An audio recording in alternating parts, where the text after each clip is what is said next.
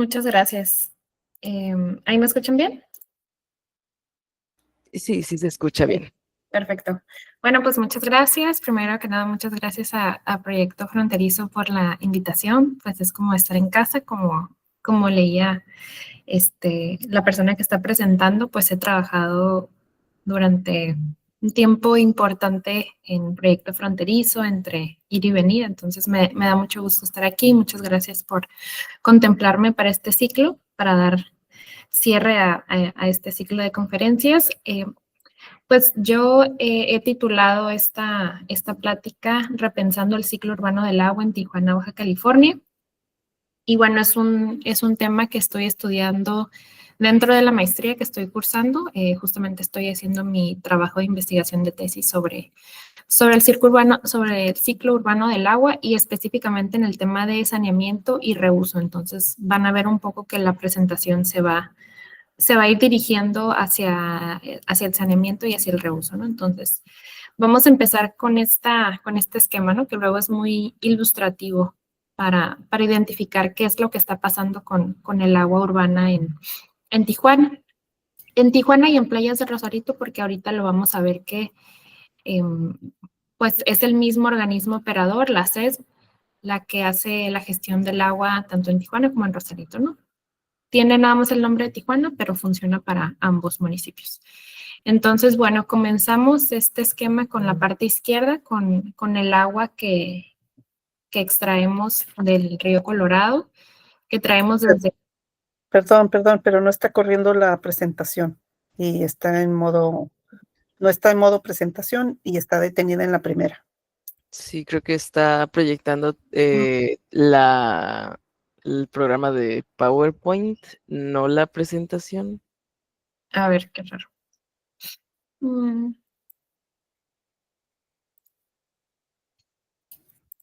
Sí se ve, pero no está caminando, pues. Conforme tú estás hablando, está detenida en la primera. ¿Ya Y está? no, está en, No. bueno, a ver, no sé si le mueves, a ver si corre. Ya. Dale, No, sigue detenida en la primera. ay, qué raro. A ver, ¿qué puede ser? Si hay problemas, yo lo puedo proyectar.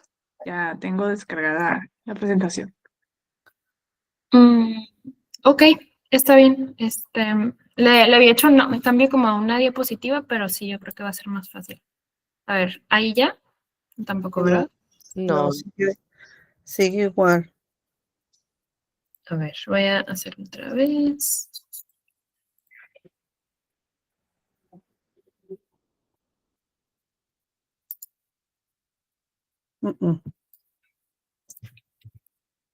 No sé por qué, pero Ok, no.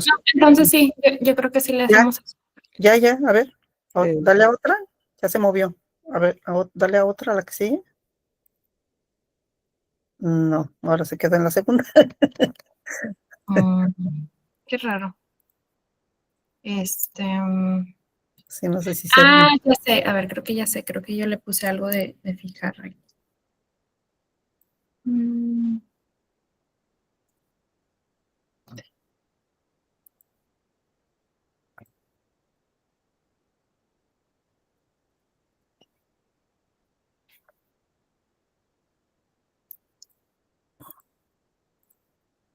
A ver si así. Ya se Ahora está. sí, ahora sí. Ahora Ok. sí. Ya se visualiza así. Y así está muy bien porque así está en grande. Perfecto. Ok, perfecto, muy bien.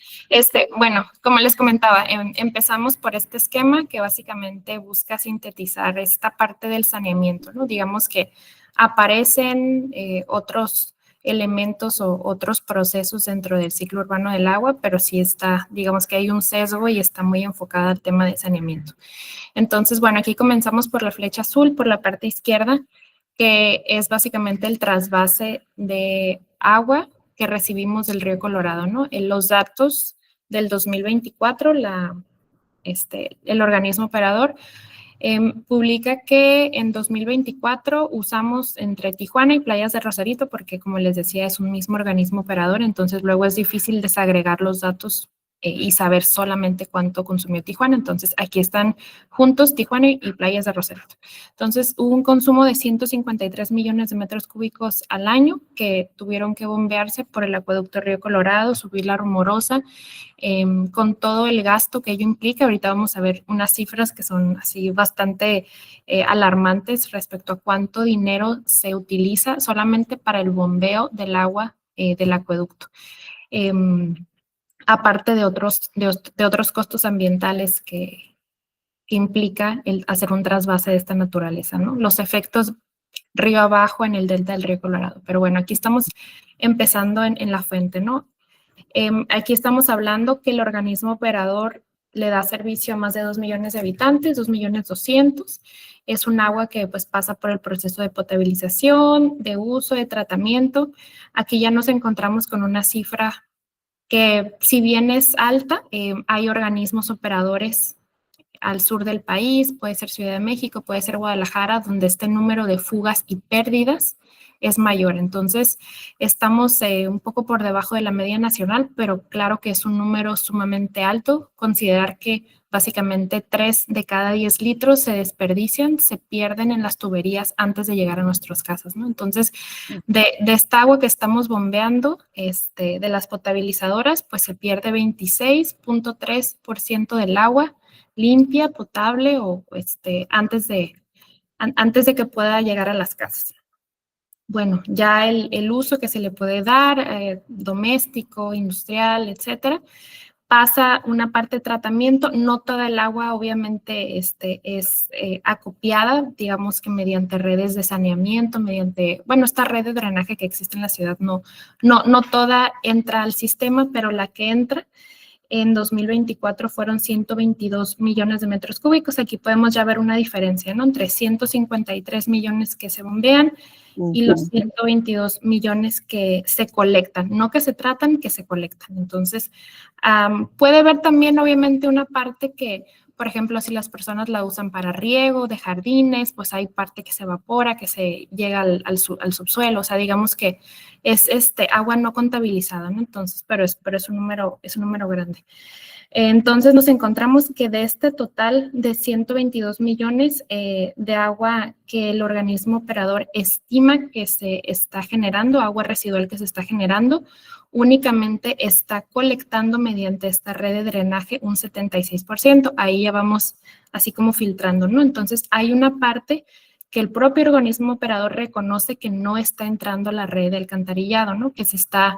Lo hemos visto todos, ¿no? Estos ríos de aguas negras que están a veces en los canales pluviales, que están en la calle. Entonces, es agua que no hay infraestructura para colectarlo, que esta infraestructura, pues, de alguna manera no está funcionando. Bueno, aquí ya nos encontramos que los números van bajando, ¿no? Solamente el 76% de estos 122 millones de metros cúbicos se colectan. Y en 2024 sí hubo si uno ve, digamos que las estadísticas anuales, sí vemos que en los últimos años ha habido, digamos que números hacia la baja, ¿no? Usualmente este número estaba un poco más alto, o sea, el agua residual tratada era más alto en años anteriores. Aquí lo que estamos viendo es el 2024. Entonces, en 2024, la CES solamente trató el 42% del agua residual. Es decir, que entró una planta de tratamiento, ya sea si esa planta de tratamiento cumple o no cumple con la normativa, pero el agua entró, ¿no?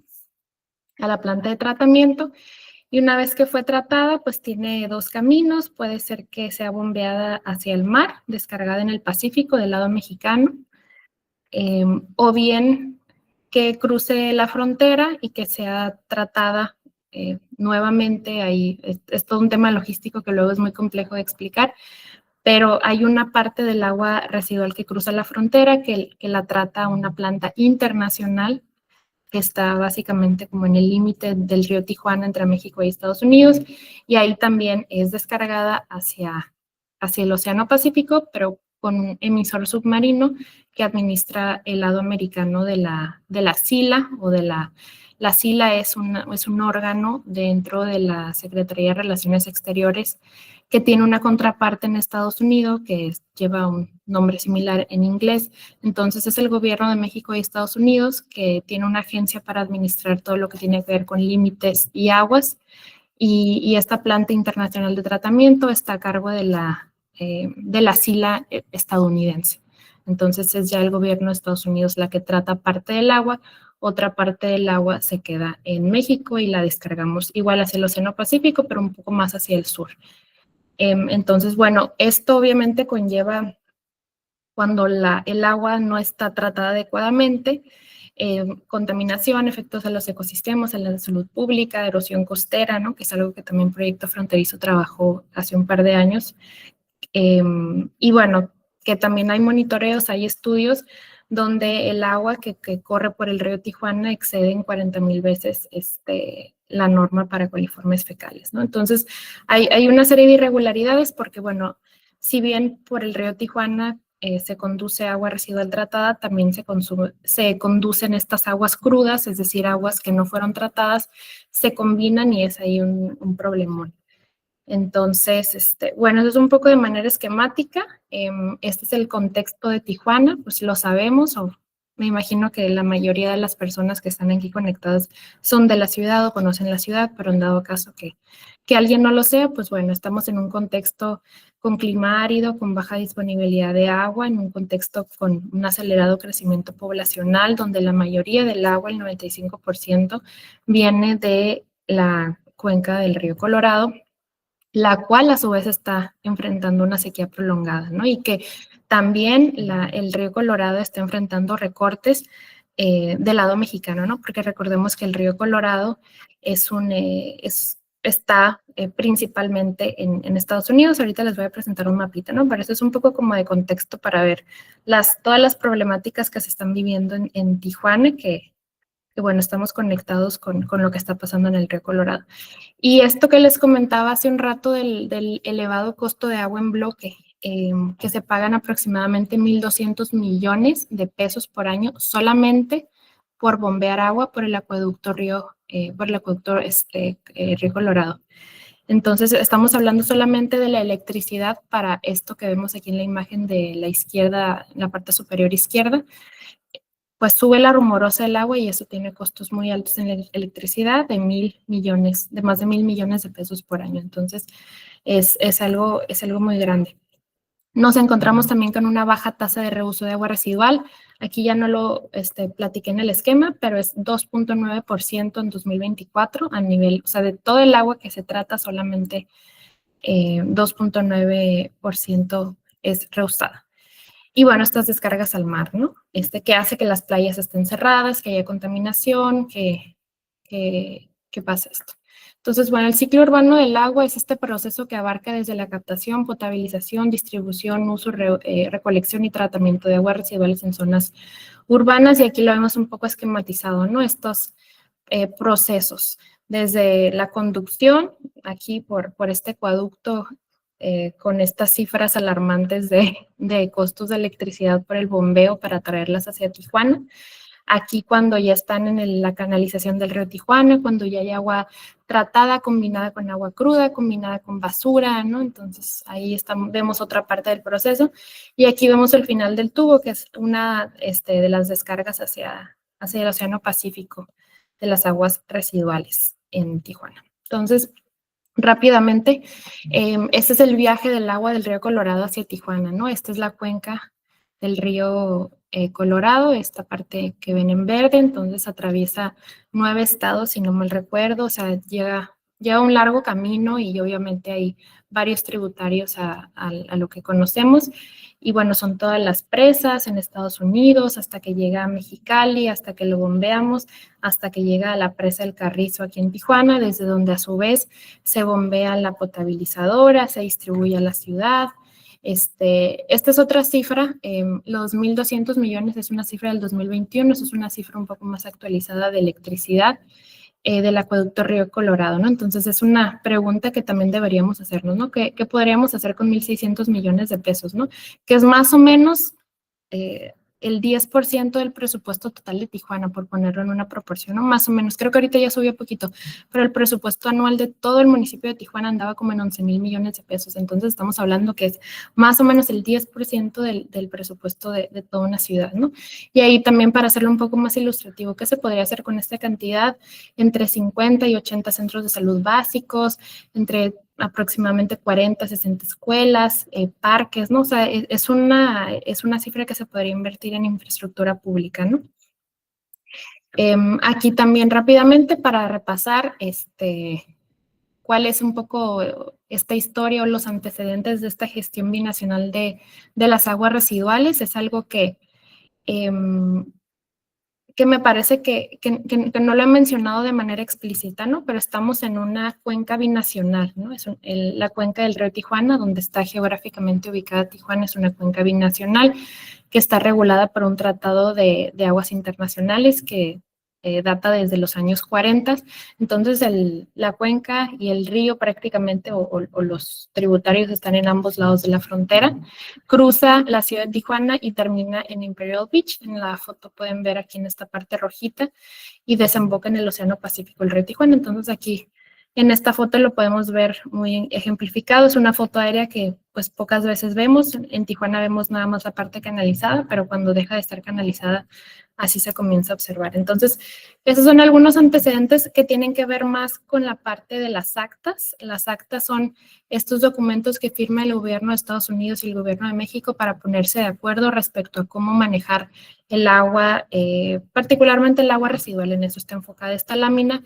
Entonces, ¿cómo fue que se dio dando la creación de estas plantas de tratamiento internacional, estos programas conjuntos, etcétera, ¿no? Entonces, esta imagen pues es para ejemplificar lo que les comentaba de el agua en el primer esquema que les ponía. Esta agua que nunca llega a los sistemas de tratamiento, sino que solamente es vertida de manera directa a los pluviales, que los pluviales a su vez se conectan con el río Tijuana o con otras zonas. Entonces, pues es el caminito, ¿no? Como de las casas, algunos establecimientos, ¿no? Que no están regularizados, o simplemente que no tienen esta infraestructura, pues bueno, llegan al río Tijuana y ya pasa esto, ¿no? Ese es un mapita también que hice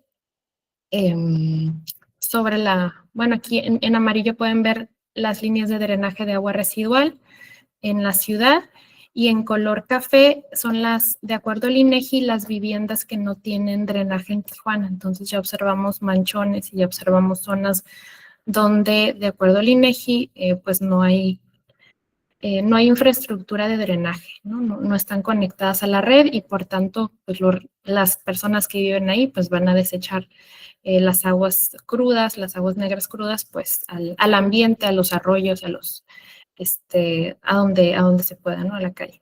Y ya también se empieza a observar, este es un zoom hacia Tijuana, o sea, es una escala como un poco más acercada, y ya vemos las plantas de tratamiento, algunas plantas de tratamiento aquí también, no son todas, hay alrededor de 25 plantas de tratamiento en Tijuana, no todas están en funcionamiento, pero aquí vemos la planta de esa, Punta Bandera, no sé si alcanzan a ver mi cursor, 1081 litros. Se supone que la capacidad es de 1100 litros por segundo, o era de 1100 litros por segundo, entonces esta era lo que estaba operando en ese momento.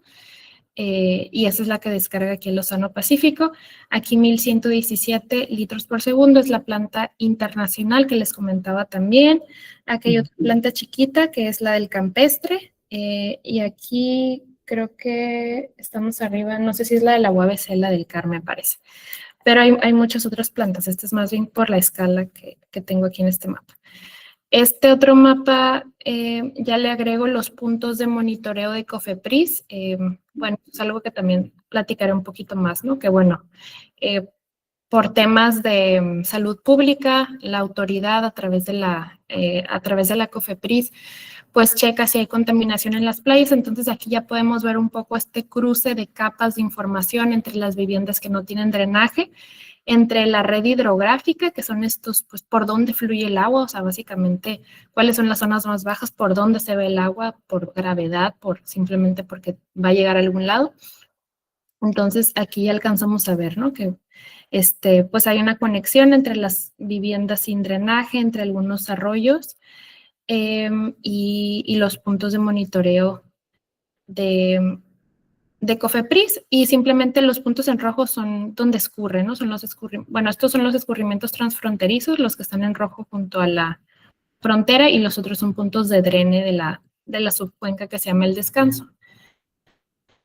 Y bueno, este es otro acercamiento ya con otras plantas de tratamiento un poco más hacia el sur, hacia Rosarito, ¿no? Y también cómo se relacionan con estos puntos de monitoreo y con las zonas de drenaje. Entonces, bueno, las problemáticas que yo identifico en esta gestión de aguas residuales, un poco más yéndome ya a términos académicos, ¿no? Como de por qué está sucediendo esta problemática, ¿no? Bueno, se identifica dentro de la literatura académica que las plantas de tratamiento que existen actualmente no cumplen con la normativa. Es decir, cuando una planta de tratamiento trata el agua, en teoría le tiene que quitar la carga de contaminantes, ya sean coliformes fecales, ya sea nitrógeno, ya sea, o sea, todo lo que trae el agua que no debería de traer, pues en teoría la infraestructura de la planta de tratamiento lo remueve. Sin embargo, hay muchas plantas de tratamiento que no están funcionando adecuadamente y por lo tanto no están cumpliendo con la normativa el agua que están descargando, ¿no? Es decir, se hace un monitoreo del agua tratada para verificar si la planta está funcionando o no. Y lo que he encontrado una autora, Arreola, en 2021, que más de la mitad de las plantas de tratamiento en Tijuana que opera la CES no cumplen con algunos de los parámetros de la NOM, porque recordemos que no es solamente un parámetro, se miden muchas cosas, ¿no? Entonces, ese es un problema inicial, ¿no? Que las plantas no están funcionando correctamente. Esta parte de la rotación excesiva de directores, que es algo que también estoy estudiando, o sea, hay también literatura académica que habla de una correlación entre el desempeño de un organismo operador y la alta rotación, es decir, a mayor rotación, menor desempeño, ¿no? Entonces significa que si están cambiando continuamente los liderazgos de un organismo operador, pues va a traer consecuencias negativas, ¿no? Que va a haber mala planeación, que va a haber mala implementación, mala ejecución, y ahí hay problemas también. Entonces, yo he encontrado que ha habido 13 titulares de la CESP en un periodo entre el 2013 y el 2025, ¿no? Entonces, eso deja menos de un año de cada director, ¿no? Entonces, esa rotación excesiva también puede traer problemas. Identifico también una disminución en el reuso de agua tratada. También viendo las estadísticas de la CES de los últimos 15 años aproximadamente, desde que empieza un proyecto que se llama Proyecto Morado, se han monitoreado los resultados, ¿no? ¿Cuánto porcentaje de agua residual tratada se está usando? Es decir, para áreas verdes, para riego, para la industria maquiladora, ¿no? O sea, hay varios usos que se le puede dar al agua tratada. Entonces, eso es un indicador importante porque, pues, eso le quita, básicamente disminuyes todo el impacto de traer agua desde el Río Colorado si tú recirculas el agua, ¿no? Entonces, ese indicador del agua, del reuso de agua tratada, ha sufrido una disminución muy importante, especialmente entre 2019 y 2020. O sea, cuando hubo un cambio de gobierno, bajó drásticamente de 6.6% a 2.4% y se ha mantenido en ese 2.4% desde entonces. Entonces, es algo que yo para la tesis, para la maestría estoy estudiando, esta disminución. Otra cosa que identifico son las multas, o sea, justamente cuando una planta de tratamiento no cumple con la normatividad, pues la autoridad federal, en este caso, multa al organismo operador, a la CESP, o sea, no está cumpliendo con tratarla adecuadamente, entonces entra una multa. Y ahí el dato que he encontrado es que es una multa de aproximadamente 40 millones de pesos anuales. ¿Qué es lo que pasa? Que a veces es más barato para un organismo operador pagar la multa que, digamos, que arreglar o darle el mantenimiento que necesita la planta. Entonces es algo que también se tiene que ver con detalle. Otra cosa que identifico que me parece muy reveladora y muy relevante es la cartera vencida que tiene la CESP. estamos hablando que tiene una cartera vencida superior a los 11,000 millones de pesos. Y eso incluye los recargos. Si le quitamos los recargos, son, si no mal recuerdo, como 7,000, 8,000 millones de pesos, pero aún así es una cantidad sumamente importante. Es decir, usuarios, ya sea domésticos, ya sea comerciales, ya sea industriales, que han incumplido con el pago del agua y que pues suman esta cantidad tan grande como 11,000 millones de pesos. Y eso, todo esto lo que tiene como un riesgo consecuente es que la CES puede estar en riesgo de credibilidad crediticia internacional, es decir, los organismos operadores piden préstamos justamente para construir más infraestructura, para construir más plantas de tratamiento, y si vemos todas estas digamos que elementos que vimos anteriormente, desde la rotación directiva, desde las multas, desde los adeudos, ¿no? Sobre todo los adeudos, ¿no? Es decir, la falta de capacidad de pago, pues claro que se va a traducir en que pues, va a estar más debilitada institucionalmente la CESP. Entonces, pues esto es algo importante a resaltar. De aquí me voy a ir a un proyecto de incidencia social, donde PFEA participó, donde otras organizaciones hemos participado. Es un proyecto que comienza en 2019 y se me hace muy interesante y quiero resaltarlo porque es una experiencia de ciencia ciudadana, donde pues hubo, digamos que una suma de actores que hacen trabajo social en materia de derechos humanos, ambiental y también académico. Y se hizo una investigación muy interesante para analizar la contaminación del río Tijuana, pero vista desde un grupo de usuarios, de un grupo de personas que habitan en el río, y básicamente el uso que le dan al agua y los efectos que tiene esta agua en su vida, ¿no? En temas de enfermedades, en temas de enfermedades cutáneas, enfermedades gastrointestinales. Entonces, se hizo una entrevista, bueno, primero se hicieron monitoreos, ¿no? En varios puntos de la canalización del río Tijuana. Esto fue en 2019. Y se evaluaron varios parámetros coliformes totales, nitrógeno, nitritos, nitratos, fosfato, carbono orgánico, y de ahí es de donde les comentaba este dato de que el agua que está pasando por el río Tijuana pues excede por miles de veces la normatividad, ¿no? Las personas que participaron fue, digamos que para identificar si estaban haciendo uso o no del río Tijuana y de qué manera se relacionaban con la canalización, qué uso le daban al agua. Pues lo que encontramos es de que básicamente es como para lavar algunas veces como trapos, ropa, cosas así, pero obviamente no hay un consumo directo porque identifican pues la cantidad de contaminación que trae. Y son las personas que se entrevistaron en su momento y un poco del perfil sociodemográfico de estas personas. Y bueno, algunas condiciones relacionadas con el agua, como infecciones en la piel, deshidratación, diarrea, fiebre, ¿no? Esto es obviamente un consumo mucho más, impactos mucho más directos porque pues están básicamente en contacto con un río sumamente contaminado, pero estamos hablando de cuestión de metros y muchas veces tienen contacto físico con piel con río porque a veces lo atraviesan, entonces eso obviamente va a tener también ciertas consecuencias, ¿no? Esto es, digamos que llevado como al extremo, por así decirlo, de los impactos de la contaminación en un ser humano cuando tiene contacto a este nivel.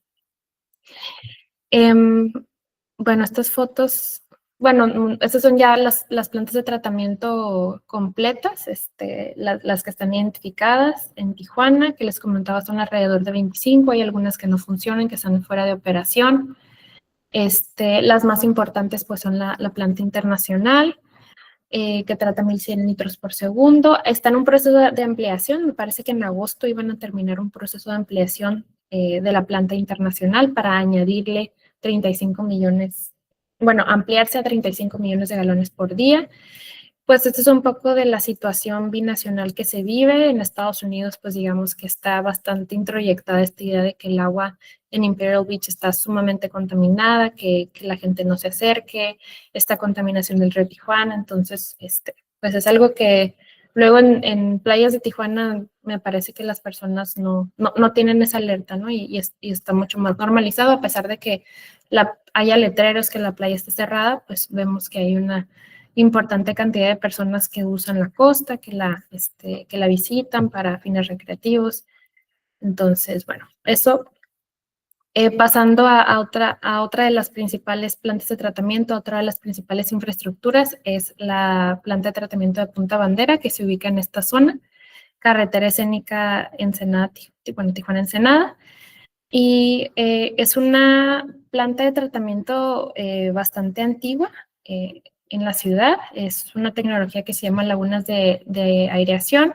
También trata alrededor de 1.100 litros por segundo. Es una planta de tratamiento que acaba de ser rehabilitada por el gobierno federal. Ahí, digamos que ahí esta información pues falta actualizarse en el sentido de que no hay todavía información tan nueva, porque fue apenas en mayo aproximadamente que ya empezó a operar la planta de tratamiento. Entonces, lo que sí se tiene información es que más de 9 años no operó adecuadamente, y esta multa de los 40 millones de pesos que les comentaba está bastante relacionada con esto, ¿no? La CESPA ha pagado en los últimos 10 años alrededor de 40 millones de pesos anuales a la CONAGUA como multa por descargar. Es un fragmento de una entrevista que se le hizo a la persona que era titular de la Secretaría de Manejo, Saneamiento y Protección del Agua de Baja California en el 2023. Entonces, y estos son los monitoreos que les comentaba también hace un rato que hace la COFEPRIS y en los mapitas, ¿no? Que pues básicamente el agua excede por mucho. Esto obviamente es variable y Proyecto Fronterizo tiene muchísima experiencia en los monitoreos, pero pues básicamente lo que tenemos es que el límite son 200, número más probable de enterococos en una muestra de 100 mililitros. Y lo que se ha encontrado, esto es de marzo del 2025, 14,000, número más probable, 15,000, 1,000, o sea, estamos hablando de, pues eso, ¿no? Como aquí está el mapita de los puntos de monitoreo y pues básicamente estos números, ¿no? El enterococo es un indicador de contaminación fecal. Bueno, es una bacteria, pero se utiliza como indicador de contaminación fecal en las costas y están presentes en las heces humanas. Entonces, si las encuentras en el mar, pues significa que están, pues eso, no se están tratando adecuadamente las aguas residuales. Bueno, estos son los monitoreos de Proyecto Fronterizo, que también pues algunas veces sale verde, algunas veces sale rojo. Creo que estamos un poco familiarizados con este sistema de comunicación. Y aquí rápidamente, todavía ya estoy por terminar, pero nada más me quiero enfocar en uno de los datos. Y aprovechando también como la plática de Sandra, que estaba hablando de la desalinización y un poco en esa tesitura de que en los últimos meses se ha, digamos que hablado mucho de la desaladora que se va a instalar en Playas de Rosarito, que ya es un hecho, que ya está, ya salió la licitación. Entonces ya básicamente pues es poner este dato como muestra, como un comparativo, ¿no? Estamos hablando que las fugas y pérdidas de agua, que son de 26%, equivalen aproximadamente a 1,400 litros por segundo. A ver, no veo que me mandaron por mensaje, pero bueno, 1,400 litros por segundo. Y la desaladora, según la información que he encontrado, no sé si alguien tiene información diferente, pero va a ser de 2,200 litros por segundo y va a costar más o menos, yo creo que más de 12,000 millones de pesos. Aquí estamos hablando que solamente del agua que está ya presente en Tijuana, que estamos desperdiciando en fugas, son 1,400 litros por segundo, ¿no? Es más de la mitad del agua que va a producir la desaladora, y que esa agua costosa en energía, porque la desaladora es sumamente costosa en energía, y que la vamos a transportar por la misma red de infraestructura de agua potable que está presentando fugas como la que vemos en esta imagen, pero obviamente hay fugas de una dimensión mucho mayor, y por eso te explicas que más de 1,400 litros por segundo se estén perdiendo en fugas, ¿no? Entonces, pues es una información que yo no he encontrado. Si alguien la ha encontrado, se lo agradezco si me la pasen. O sea, ¿cuánto costaría reparar las fugas de agua potable? Y si esta cantidad es menor o mayor, yo quiero pensar que es menor, pero es una duda que yo actualmente tengo, ¿no? Como que si costo-beneficio, la desaladora es, pues es eso, ¿no? Como que en el balance es positivo. Esta es una información de un plan de saneamiento que elaboró la CES y ya con eso me despido. De los 86 millones de metros cúbicos al año que se tratan, este es un dato un poco viejito porque es un plan del 2017, pero de los 86 millones de metros cúbicos al año que se tratan, se generan más de 18 millones de metros cúbicos que sí cumplen con la normatividad, porque también eso es importante, no todo el agua que se trata cumple con la normatividad para reuso. O sea, una cosa es la normatividad para descarga y otra cosa es la normatividad para reuso, que es la NOM 003. Y bueno, la cantidad de agua que se estaba reutilizando en el 2017 eran 5.3 millones de metros cúbicos al año. Y bueno, este tema del reuso ha sido estudiado por muchas personas. Yo destaco una tesis donde se propuso la instalación de una red de distribución de agua tratada que costaría 127 millones de pesos, que le daría principalmente agua al sector industrial de la zona del Pacífico, y se encuestó a las empresas para ver quién estaría dispuesto a invertir, quién no. Esa es la cantidad de agua de agua residual tratada mensual que se utilizaría. Entonces, pues es información que ya está ahí, ¿no? Básicamente no es como a veces atar cabos sueltos, pero mucha de la información ya se hizo. Y con esta parte más esperanzadora termino, que es un proyecto de reuso de agua tratada que encabeza el Colegio de la Frontera Norte desde hace 32 años, que es el Ecoparque. Se inaugura en 1932 con el nombre de Sidetran, que es el Sistema Descentralizado de Tratamiento de Agua Negra en su momento. Y pues me parece que la imagen es así, ¿no? Como que habla más que 1000 palabras, ¿no? Es una ladera sumamente erosionada, sumamente pues seca, y que en estos años pues se ha transformado en un área verde con el agua residual tratada, aprovechando la pendiente del agua residual que ya baja, o sea, no se utiliza electricidad para bombeo, sino que ya se utiliza el agua. Y bueno, es el tratamiento. También tiene un humedal que se instala apenas en 2021 y otro sistema también de humedal en Rancho La Puerta, ¿no? Entonces, bueno, con eso ya termino. No sé si quieran hacer alguna pregunta. Y Sí, adelante. nuestra compañera Delia hizo una pregunta en el chat. Ella dice: bajo este esquema que nos presenta de la organización territorial de los sistemas, ¿considera que deberían revisarse esquemas descentralizados para el tratamiento en lugar de tratar de conducir todo el flujo residual hacia instalaciones centralizadas? ¿Y cómo este enfoque no contribuye a que se genere una mayor eficiencia y gobernanza en el tema del agua? Qué buena pregunta. Bajo este esquema que nos presenta de la organización territorial. ¿El esquema de la organización territorial es el primer esquema que les presenté o cuál sería el esquema de la organización territorial de los sistemas?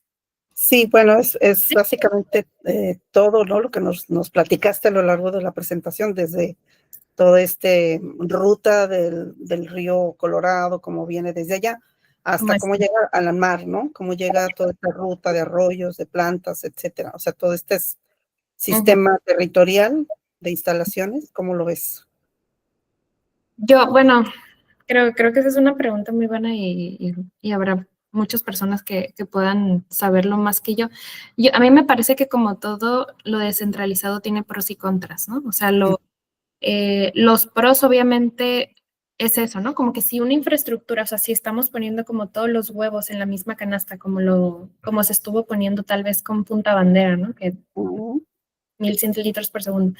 Y si no funciona, pues claro que una cantidad así gigante de agua no se está tratando adecuadamente, está generando impactos de manera mayor. Ese es un pro, ¿no? Perdón, ese es un contra de, digamos, que apostarle todo a un mismo tipo de infraestructura. Un beneficio me parece que puede ser, o sea, en términos operativos, y vi que ahorita levantó la mano Hernán Durán, creo que él puede contestarnos incluso qué opina con su experiencia. Me parece que lo centralizado le facilita el trabajo al organismo operador, ¿no? Como, pues, en términos incluso de personal, ¿no? O sea, puedes tener a menos personas vigilando el cumplimiento, puedes tener, digamos, como que podría parecer más práctico, ¿no? Porque también para descentralizar necesitas justamente generar más capacidades a nivel delegacional, a nivel distrital, ¿no? Que estén en funcionamiento. Y no que eso sea malo, pero también hay una curva de aprendizaje y se requiere un tiempo para, digamos, capacitar un equipo mayor y involucrar a más personas. Yo creo que es lo mejor en el sentido de que es muy costoso también estar trasladando y bombeando el agua de un lugar a otro, cuando realmente lo que se necesita es usarla en las colonias, en los parques, ¿no? O sea, fácilmente se podría estar usando agua residual tratada de la misma colonia sin que se tenga que trasladar hasta una planta de tratamiento gigante para después regresarse, porque todo eso implica electricidad. Entonces, me parece que como que desde la parte del diseño de los hogares, de las escuelas, de los edificios, no está contemplada esta parte de la separación de aguas grises con aguas negras, ¿no? Eso de inicio, como que eso sería de lo más práctico, ¿no? Como cambiar la manera como construimos las casas, los edificios, para que, porque no es lo mismo sanear, tratar agua negra que agua gris. Entonces, yo pienso como que desde ahí se podrían hacer esta parte de sistemas descentralizados donde tal vez el agua gris se pueda tratar de manera descentralizada, que es más fácil, ¿no? O sea, agua jabonosa, biofiltros, como cosas así, que se pueda utilizar tal vez en estos parques, en jardines, en camellones, en escuelas, y tal vez el agua negra como que puede ser un poco más compleja o más delicada en su tratamiento, pues sí centralizarla. Otra apuesta también que luego es un poco ahí escabrosa o tabú, ¿no? Que la gente luego no le gusta hablar mucho de eso, es la parte de los baños secos o baños secos híbridos, ¿no? O sea, hay baños secos híbridos donde muchas veces usas una menor cantidad de agua porque usas tazas separadoras y una parte, digamos que lo manejas como si fuera un urinal y lo manejas como de manera seca, o sea, la orina la manejas como sin diluirla con agua y las heces humanas sí las diluís con agua. Entonces, hay como muchas opciones alternativas, pero que pues a veces no están tanto en la discusión pública, ¿no? Pero bueno, ahí lo dejaría. Hernando Durán, Alejandro. Hola, Sara y todo el equipo. La verdad te felicito. Una explicación grandísima y la contestación que diste fue excelente, exactamente como lo dijiste. O sea, una planta grandota, pues el costo es menor y una planta chiquita el costo es. Y cuando se diseñó Tijuana, fíjate, el plan de saneamiento todavía no existía esa parte del reuso, ¿eh? El reuso es relativamente nuevo estamos hablando de 15 años, bueno, desde el 2000 para acá.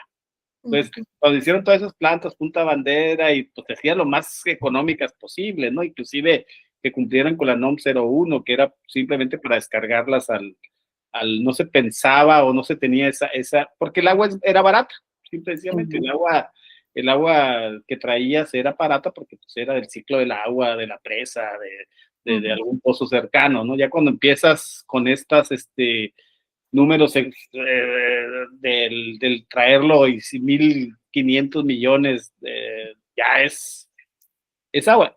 Yo sí quisiera comentar dos cosas. Digo, independientemente de tu plática, que fue excelente, me pareció buenísima, que la dejo más al grupo. Yo creo que debemos de irnos más allá. Yo siempre he dicho y sostenido que Tijuana es de las 10 ciudades en el mundo, de las 10 ciudades en el mundo de más difícil abastecimiento, porque no tenemos los recursos hídricos, porque además de que llega, la tenemos que bombear y otra vez volver a bombear y por todos los arroyos y cañones de la ciudad. Entonces, es carísimo, es complejo y sobre todo es de muy difícil abastecimiento. Yo sí quisiera comentar que este tipo de webinar, yo me iría más al reuso directo, ¿eh? Yo creo que ya debemos de quitar este tabú al reuso directo. O sea, estamos tirando agua, ¿cómo es posible que llegue el agua del río Colorado y luego llegue al excusado y tires un cigarro y le sueltes y se vaya otra vez? O sea, se vaya. y otra vez entra la planta de tratamiento. Es una barbaridad. Yo sí creo que yo siempre he dicho, si tú pones como ¿cómo se llama? La tecnología de la conferencista anterior, es una tecnología novedosa, mexicana, elaborada aquí, yo creo que es mucho más barata, y ver, por ejemplo, cómo podemos tratar el agua de una planta de tratamiento como la Morita de Arturo Herrera, y dejarla potable, que cumple la NOM 127, y yo creo que es factible. De hecho, aquí en San Diego lo están haciendo, en Pure Water. Y pues desde el punto de vista de quitar 35,000 partes por millón de sal del océano, a quitar, no sé, 300 o 400, yo creo que es muy fácil. Bueno, ese lo dejo. Y el tercer punto que también veo, que también hay que tratarlo, es traemos el agua a 1,000 metros y la dejamos caer hasta la presa el Carrizo. Ahí desde hace, creo que 30 años, existe un proyecto de una hidroeléctrica que te recuperaría no sé, un 30%, o sea, de los 1,200 a lo mejor 400 millones ese proyecto yo creo que ese es de sí o sí, se tiene que hacer, o sea, ¿por qué se ha detenido tanto bueno, hay que hacerlo? Y por último, nomás, la cuestión del agua no contabilizada. Se habla de un 26% ahorita de pérdidas, que tú dices que equivale a 1,400 litros por segundo. Muy buena comparación. No solamente son fugas, no solamente son fugas, es agua no contabilizada. Generalmente es clandestinaje, o sea, que te roban. La segunda es que no está medida. Y la tercera, pues sí son fugas. Y otras causas, ¿no? Pero generalmente las dos últimas, que es la agua no, las fugas son difíciles de buscar porque están debajo de la tierra, ¿no? Claro. Hay un procedimiento. Pero la medición, por ejemplo, todos, el 100% de los usuarios debe tener un medidor, aunque no lo paguen, pero debe tener un medidor.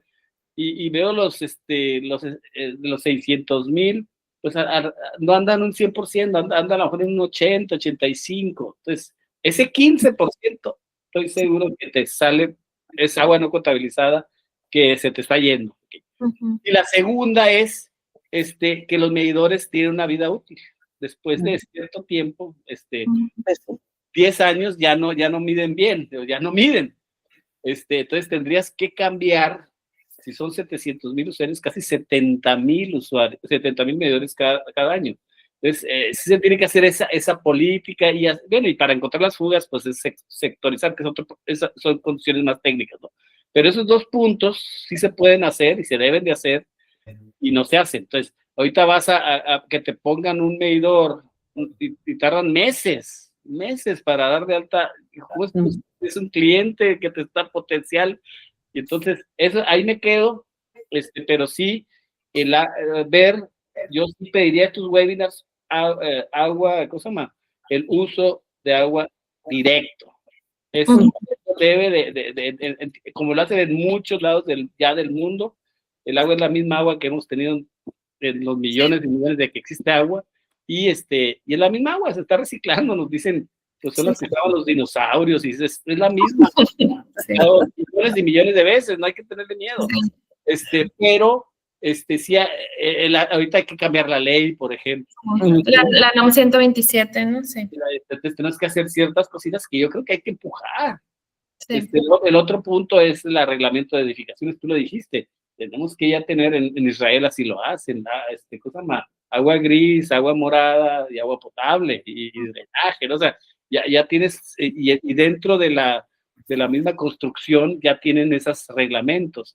Entonces, ahorita si quieres poner agua gris y separarla, pues tienes que hacer aquí como todo es de bloque, tienes que hacer una bola de hoyos en la casa, y no es difícil. Hasta ahí me quedo, pero te felicito, la verdad, desde la última vez que platiqué contigo, la verdad, dominas el tema muy bien, y espero pues que sigas así. Muchas felicidades. Gracias, Hernando, de verdad, muchas gracias, lo aprecio mucho, más viniendo de usted. No sé, creo que había otra mano, Delia, ¿verdad? Sí. Sí, bueno, yo nada más quería como justamente precisar un poco, de acuerdo totalmente con la respuesta que diste, ¿no? A mi pregunta. Yo más que nada, precisamente porque terminaste con la imagen de las alternativas, ¿no? Las imágenes esperanzadoras. Por ahí va el sentido un poco de mi, yo sí creo que puede haber una condición mixta, ¿no? Una combinación de opciones que ahorita desafortunadamente yo no las veo. Veo que ese es el propósito un poco, pues, de estos webinars, ya lo comenté, el conocer que se están dando tecnologías, ¿no? Se están explorando estas cosas, pero no se están llevando al final del camino, pues. Entonces, eh, casos como el ecoparque, que han tardado mucho tiempo en consolidar su sistema y ha tomado años, y que ahorita lo podemos ver como realmente ya lo que siempre se buscó, ¿no? Como un ejemplo de lo que puede funcionar. Y esto que decía también el ingeniero de que pues, sí, la ciudad es una ciudad compleja. Precisamente porque es una ciudad compleja, no podemos pensar que esta ciudad siga funcionando con los mismos esquemas como tradicionales o que se usan a nivel nacional en todos lados, que funcionan en otras ciudades donde no tienen las complejidades ni topográficas ni de otros tipos, ¿no? Sociales, migratorias, etcétera, que tiene esta ciudad. Entonces, por ahí va más que nada, porque creo que la reflexión que nos debiéramos llevar de estas ponencias y de este ejercicio es empezar a ver cómo en lugar de buscar una solución totalitaria, ¿no? Que nos resuelva de golpe todo el problema del agua, como de repente me parece que esa es un poco la visión con las plantas desaladoras, ¿no? Que se pone la planta y la planta nos va a dar agua y ya, ¿no? Ya no te tienes que preocupar de nada más. Y no es así, pues desafortunadamente no es así. Creo que más bien el esfuerzo, y lo han dicho muchos otros investigadores que saben mucho de esto, esta parte de valorar los costos y beneficios que tiene una y otro sistema, pues no hemos hecho esa chamba. Entonces, el ejemplo ahí están los casos, ahí está Ecoparque, lo hemos dicho muchas veces, ya es momento de que el proyecto de Ecoparque empiece a crecer en otras partes de la ciudad y que pueda resolver, pues yo creo que de manera bastante buena, situaciones en donde ni siquiera no hay nada, pues, o sea, donde la descarga, como lo mostrabas en tus mapas, está virtiéndose de manera cruda y directa en todas estas colonias con unos efectos pues muy fuertes, muy graves, ¿no? Esperamos que no nos vuelva a caer un COVID, pero pues bajo una situación así, realmente nosotros mismos nos estamos poniendo en una situación de mayor riesgo. Entonces, simplemente por ahí lleva mi énfasis en que debemos explorar más estas opciones de localización diferenciada de infraestructuras, para que también diferentes grupos, no tiene que ser todo, creo yo, que no todo tiene que estar en la mano estricta del gobierno, ¿no? Puede haber esquemas mixtos de administración y manejo en donde se puedan generar sistemas más eficientes, manejados porque pues sí, nunca va a haber un organismo que tenga tal cantidad de trabajadores y de capacidades para atender todo ese mundo de cosas. Entonces, creo que es interesante pensar en este tema de la gobernanza, de qué se trata ese asunto, ¿no? No se trata de que se abran mesas donde participe la ciudadanía y pueda opinar, no se trata de eso, ¿no? Se trata realmente de un ejercicio más real de involucramiento y de búsqueda de soluciones, un poco como lo que está pasando con Real del Mar, con la solución de sus descargas, en donde la comunidad se está involucrando, está aportando y está viendo la manera porque les interesa resolver un problema, ¿no? Entonces, bueno, igual ahí nada más lo dejo como una reflexión que creo que nos debemos de llevar. Y pues igual que el ingeniero, muchas gracias, Sara, por tu presentación. Gracias, muchas gracias a los dos. Muchas gracias a ustedes, pues a la orden, y sí, estoy de acuerdo con ambas cosas que dijeron. Se tiene que reformar la normatividad porque, pues justamente, ¿no? Ahorita no se puede, ¿no? La NOM 127 prohíbe que el agua potable venga de agua residual tratada, entonces, pues es algo que en la medida que se vaya garantizando la inocuidad y que el agua es segura, pues no tendría por qué haber problema, ¿no? Y pues muchas gracias. No sé si va a haber una despedida a quien esté moderando, pero muchas gracias a ambos y muchas gracias a las personas que se conectaron. Y pues sí, justamente a seguir construyendo alternativas. Muchas gracias, Sara. Sí, también opino de que las cifras que presentó pues sí, en su presentación son muy preocupantes. Entiendo concuerdo con las reflexiones de sus compañeros ahorita expectando, pero sí, bueno, creo que no van a haber más dudas, así que llegamos al cierre de este ciclo virtual, Ciencia y Acción por el Agua.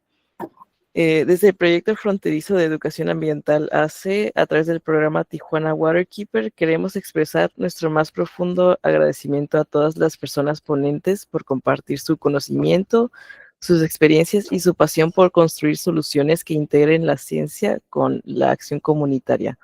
Agradecemos también a quienes nos acompañaron como público por su interés y participación.